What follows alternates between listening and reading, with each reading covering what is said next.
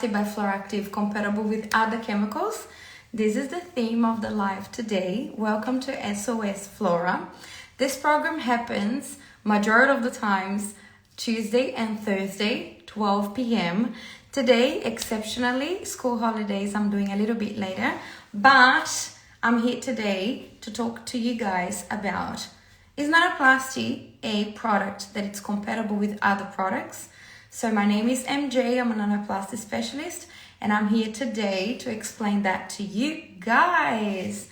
I've just done a little mistake here. I was on my personal Instagram, and my personal Instagram is quite big, and I saw hundreds of people coming in, and I was like, hold on, I'm on the wrong Instagram. How are you guys today? I hope you are okay. I hope you are well.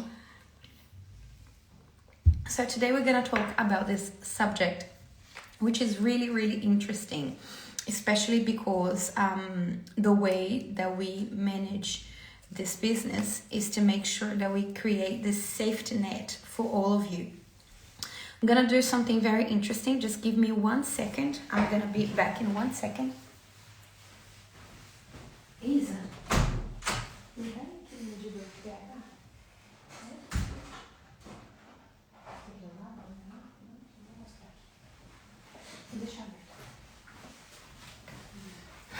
I'm back. Sorry, I was just with my kids here, and I want to show you guys something very interesting. So we've got equipment that we measure the pH of the products, and this equipment tells us the level of the pH that we have in each product. But this is also one assurance for us of the safety of the product, especially on the scalp and on the skin. So why it's important for us to talk about this compatibility, because we can't guarantee that our clients is going to use good products at home. We can't guarantee that, for example, as a business, that the hairdressers are going to use good products. You know what I mean? I can't guarantee that. Obviously, I can give them incentives, I can teach them, I can explain, but I can't guarantee 100% that they're going to use good products. And that's why it's so important to have a safe product to use compatible with other brands. So we make sure that we are not creating trouble to this hairdresser or to the home user, someone that has been, received the Nanoplasty, and they're going to proceed with the products that they are already using. So it's important for us to be sure about the chemicals that we have on the Nanoplasty, and chemicals are something very interesting, because a lot of people saying, oh, it's organic, and when we hear that it's organic, we think that it's kind of avocado with eggs and honey, they mix together and then it becomes a product. No, when we say that it's organic, it means that it doesn't have toxics. There is no toxins on that product. It doesn't have agrotoxics, on the ingredients that we use. So that's what we mean when we call something organic. It means that it doesn't have toxins on the product, and that's what we need to be clear about. I don't say that it's products that it comes from the nature mixed together and becomes a product suitable for the skin, especially because we don't recommend, as hair specialists, for you to use fruits, vegetables in raw on your hair, because you don't know if those products has toxins, agrotoxics, and that could be damaging for the hair as well. So it's important for us to be able to see that way. You have the shampoo and the conditioner and the mask and the products that you have with you, they are suitable and compatible with other products. Now let's talk about the products that are causing issues, the products that we get scared of using. First of them, the champion of all of them, bleach. Is our products compatible with bleach? Yes, they are compatible with bleach. As I was showing you guys, the pH measure. This equipment is so expensive, oh my God. And we bought this equipment to make sure that we measure the pH of all the products that we use, and we teach, especially to make sure that the pH is suitable for the skin. So the pH of the nanoplasty is compatible with bleach. Obviously, they're not on the same time, because a lot of people use that as an excuse. Oh, but if I mix the product, the nanoplastic product, with the bleach, it creates this and that. Yes, it does, because it's two components that has a level of oxygen, and they both of them together have a reaction, which is quite normal, and it has a reaction with a lot of other product. So I'm gonna respond, Billy, your question. Billy. So when you use them separately, they don't have a reaction, because those products are not supposed to be used together. And what I mean by together, on the same time. You need to do one, and then you finish and you do the other. You can't put bleach and then apply, the toner on the same time. You're going to put them separately. You're going to finish one, rinse it out, and then you're going to do the other one. And that's exactly the same thing with nanoplasty. So yes, nanoplasty is compatible with bleach. You can do it on the safe time frame. You can do it 100%. Is nanoplasty compatible with henna? This is the question. I think this is the second biggest question we receive in regards to being compatible, because some people and some cultures, they really incentivize people to do, henna. And it's very hard to change the mentality, especially when you've been, through a stage where that's the only thing you do on your hair. So some people say, MJ, I've done nanoplasty for this client. Can I do bleach? Can I do henna as well on her? Yes, you can. Obviously, following the safe time frame, you can do henna as well. MJ, I've done nanoplasty, and now they went to another salon and they convinced them to do chemical straightening instead of nanoplasty. Is that alright? Yes, it's safe to do chemically straighten after nanoplasty. Now, a big deal, a big deal. Can I do perm on top of nanoplasty? That's a big question. Obviously, that perm, whoever is specialized in perm, the perm to make the hair curly, they all know that you need to do the test strand, because the chemicals of perm, which is normally the triglycolate, it's normally a chemical that it's not compatible with a lot of other chemicals. With nanoplasty there is a lot of people that do perm after nanoplasty, because sometimes they do it and they don't want to wait for the hair to return, because it will take, a long period, more than a year sometimes, and they want to go to curly hair again. And they can, obviously always respecting the test strand, because between the nanoplasty world and what they use at home as a home care, there is always an impact on the hair. And there is some chemicals that when they used on the hair needs to have a level of healthiness to receive this chemical. So it's not every hair that has done nanoplasty that will be okay to do perm. The hair needs to be in a healthier condition for this to happen. Now I'm going to go back to the question of Billy. I was checking your products and there is lots of petroleum, paraffins, mineral oil. I was so confused. That's a very cheap and bad ingredient. No, Billy, no petroleum. There is silicons, and silicons from silice and the silicons from petroleum, they are very different, very different. Both of them has the silicon name, but one comes from the silic and the other one from petroleum. So our products doesn't have bad ingredients, and that's why the price of the product is not really cheap. It's not Aldi price, it's not chemist warehouse prices. So I know that there is a lot of people that confuse that, especially dimethicone. A lot of people see this name and they get, oh, this product has petroleum, or this product has especially the triglycolate, that's the same chemical of permanent straightening. Hold on, Billy, I think you are confusing with a lot of information here. Let's talk first about the paraffin that you were talking about up here, okay? The petroleum, I'm gonna grab the oils. Isa, can you grab for me the moringa oil? The dimethicone, that's the one that a lot of people ask me, oh, they've got dimethicone on your product. Yeah, thank you so much. A lot of people, when they see dimethicone on the products, they get scared. Oh, dimethicone is a product that it's full of silicone. Yeah, there is a whole different world between silicons and silicons. So the silicons that we have on our product, they all soluble. They all dissolve in water. Otherwise, you wouldn't be able to remove that from your hair or from shampoo. You wouldn't be able to remove the product only by using shampoo. You would have to use something way stronger to do that. So yeah, a lot of people get confused about that. They really get confused about dimethicone. They think that it's a bad silicone, that it's something horrible that creates buildup on the hair, and there is a lot of confusion on that, unfortunately.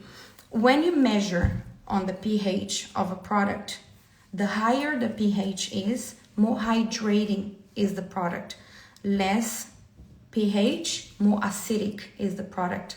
So when you have those kind of products that has more hydrating, the more hydrating side, you naturally have more silicons, you have more oils, you have more butters. That's normal.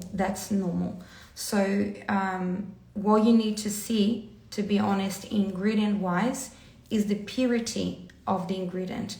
Because if we see, for example, the problem that we have on sulfate, a lot of people get scared when they see sulfate, especially because the market has been insisting for a long time that sulfate is really bad. But sulfate has levels of purity, as the glycolic acid, which is the base of a lot of keratins today. There is a purity level that needs to be investigated. If the level is pure, it means that the product is better, but it would mean that the product will be more expensive as well. If the product is lower purity, it will definitely be cheaper, Sulfate is fine, it's just a cheap ingredient. Depend on the sulfate, Billy. If you are talking about a good sulfate that will definitely not create a buildup on the hair or remove more than what it should, you are not talking about a cheap ingredient. Definitely not. That's why we can see that there is similar ingredients in products that cost $100 a bottle and products that cost $5 on Kohl's. I was talking about that on the other live, that I say, how come a L'Oreal product cost $50, $60 for 300 mils and you can buy products on Kohl's with the same 300 mils for $5? There is impossible to be only on marketing. There is a fact of purity of ingredients.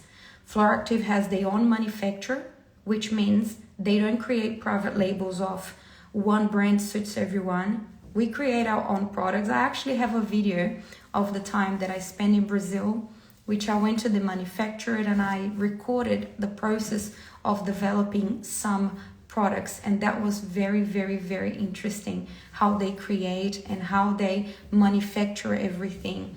That's good, Billy, that you are a pharmacist. I'm just wondering why you're here asking those questions if you are not a hairdresser. And I teach for hairdressers in this Instagram. The reason why I'm here to explain about the compatibility of the products is actually to make sure that the hairdressers that follow us and are interested in our products, that they actually be aware that we care about the compatibility, on the products. They are actually compatible, and not by just saying. We have 5,000 salons on our database that uses our product, that have the history and all the training that we do to make sure that the products are compatible. I am a trichologist myself, and I'm very concerned about that, because I bought your product thinking that was premium. Billy, I'm so sorry if you don't think that the products are premium. Today, thank God, we don't rely on thinking. We rely on results. We rely on outcomes. And today we have more than at least 1,000 hairdressers voting for us. When we read ingredients, Billy, even you being a pharmacist, you know that there is a purity on the ingredient levels. For example, glycolic acid.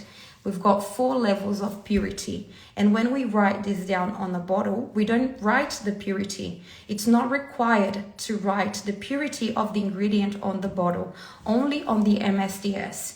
So on the MSDS, there is the purity level of the products, and that can be accessed by anywhere on the ASIC, on the organ that actually takes care of that in Australia. So the purity of the product is not described on the bottle. If you grab a L'Oreal product and if you grab a Monday product that costs at least $70 difference between them, you're gonna see similar ingredients. The purity of them, that will be the difference. And as I say, today, thank God, I don't need to be saying that and not being confirmed by the clients that uses our product. We have a huge amount of people that uses our product across the globe. So we can maybe deny and say, oh, your sulfate is cheap because there is no purity on the sulfate in there. But I can't deny the results that my clients are having. And this is amazing. And that's why I'm here, and I don't have any problem to say anything, because the products that we use has a quality. And this is not because I'm saying, because people are using and they are actually having results of that. So going back to the nanoplasty now, when we use the nanoplasty in the hair, we don't coat this hair from the outside, which means that the product will not be coating that hair. The problem will not be on the surface on the hair. So if the product is not on the surface of the hair, we don't have any action of that product to be touching on the other. You know what I mean? So if you apply something on top of the hair, you're not gonna have that product sitting in the surface of the fiber. You're gonna have a natural reaction that would happen even if you didn't have the nanoplasty on. You know what I mean? Something very interesting that Billy is saying that thanks so much, my darling, to say to Billy to move on, but she's saying something interesting. No matter the purity of the liquid, paraffin, it's cheap and corrosive. Hair will feel amazing, but it's just a coating. It's interesting to say that because the market think that silicone by any chance, or even the paraffin that she's mentioning about, are products that coats the hair to a level that you can't have anything on top. This is not true. Otherwise, we wouldn't be able to do nanoplasty for people that use very cheap products. Because don't expect that you're going to buy a $5 oil from the supermarket or even coconut oil from the supermarket, use on your hair and coat the fiber to the level that nanoplasty won't be able to penetrate. So when you are doing nanoplasty, this is one thing that it's very, very important. And thank you so much, Billy, for touching on that, because I think it's something that a lot of people have question about. If my client used very cheap product, would the nanoplasty be able to penetrate their hair? So the size of the products that we have on our formula, reduced to a nano size, they are capable to penetrate even if the hair is coated by cheap products, which is amazing. Because when I measure the pH of those cheap products, it's important to understand how this product react on the hair, so it's important for us to understand the product that we are using.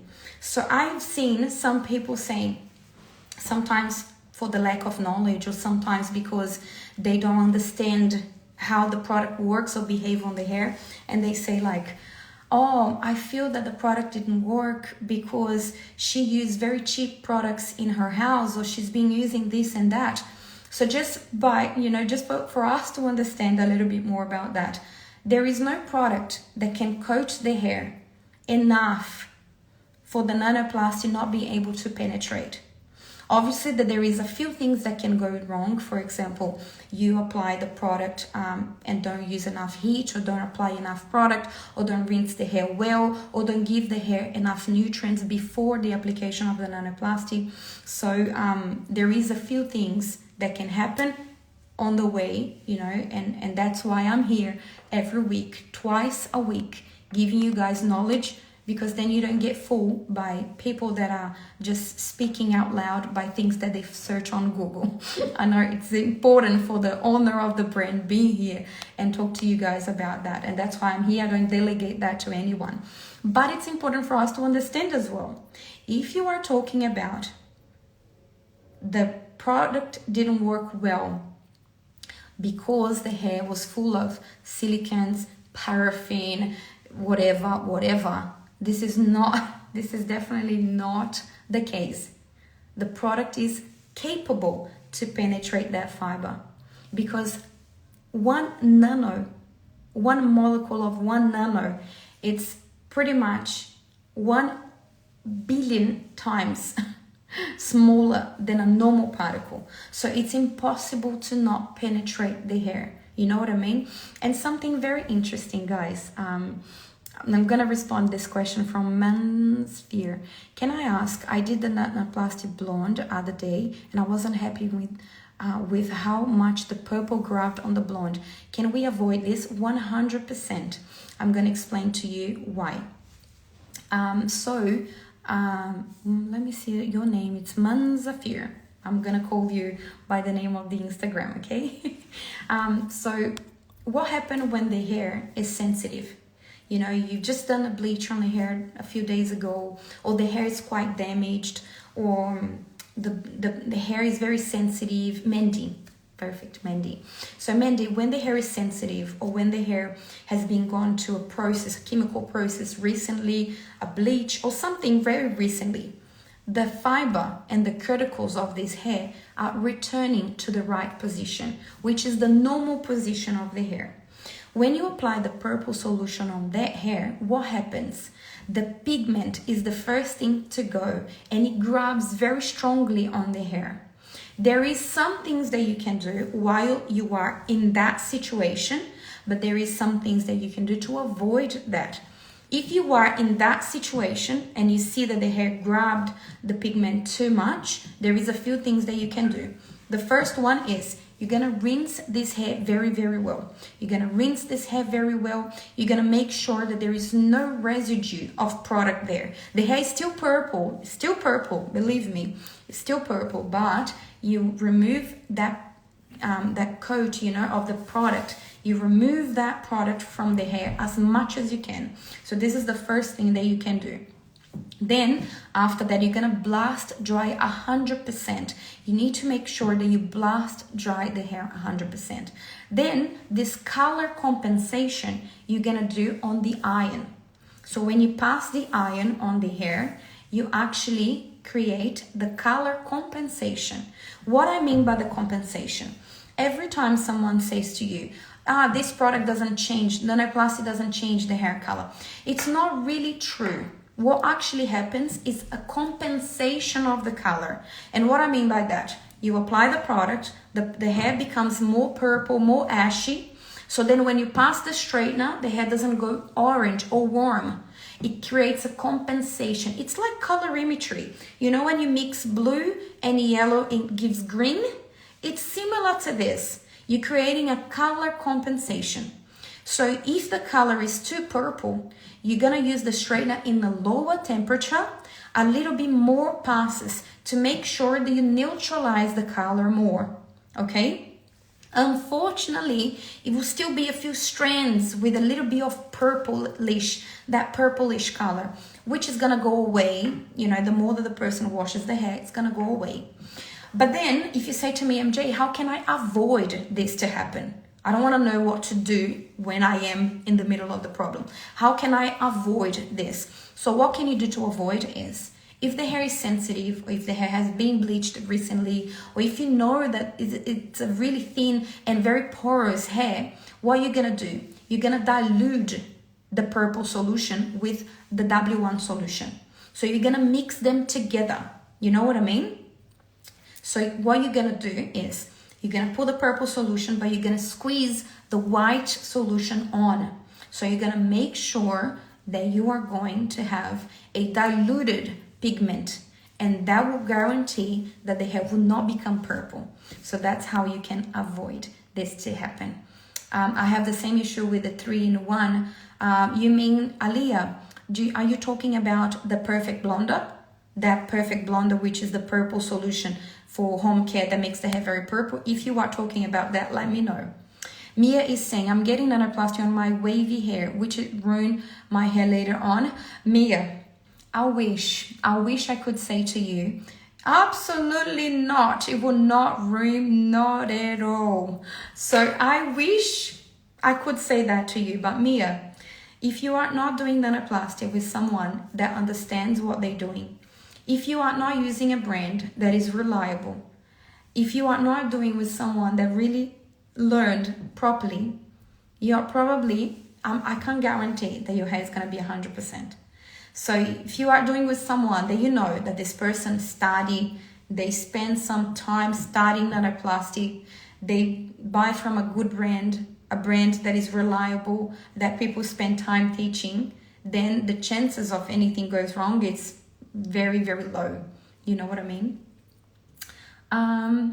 So Mandy saying it was so damaged to start with. Yeah, so in this case, Mandy, I will do the pre-treatment on her. And then after the pre-treatment, then I will do the nanoplasty. Because then when you do the pre-treatment, you treat the hair and the cuticle will not be so porous. So then you will not absorb all the pigment straight away. She's saying, my mother-in-law has just come back from traveling around Australia. She has burnt hair so much with the straightener. Her hair is so much in bad condition. Can I do nanoplasty on her still? As long as you do the pre-treatment on her, because the pre-treatment will give her back, you know, the nutrients that it's missing. It's giving her also the nutrients that it was lacking during the time that she was, you know, enjoying her travel.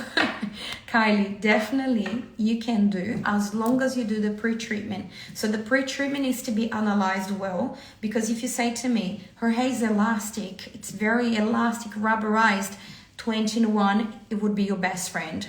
Then if you are doing, if you're saying that her hair is just very, very dry and it feels burned on the ends, maybe you should use the macadamia mask that it's very rich in nutrients and also rich in hydration.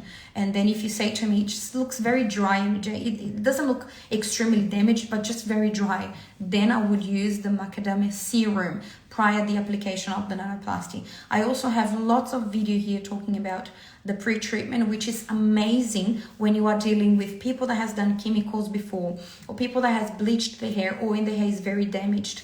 You know, it's just a way that we have to make sure that we're providing the best treatment ever. Yeah, so if her hair feels very burnt, but it doesn't feel elastic, go with the macadamia treatment first. That would be the best. And also don't forget about, you know, the best friend between the passes of the straightener. And then I'm going to respond, Kylie, Mia's question here, if keratin is or nanoplasty, which one is better? It depends on what the outcome you want.